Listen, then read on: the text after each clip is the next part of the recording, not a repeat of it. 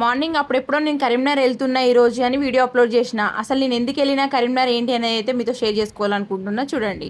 అయితే మా చెల్లెలు ఇద్దరు హాస్పిటల్లో ఉన్నారు. వాళ్ళని చూడడానికే నేను కరీంనగర్కి అయితే వెళ్ళినా అండి.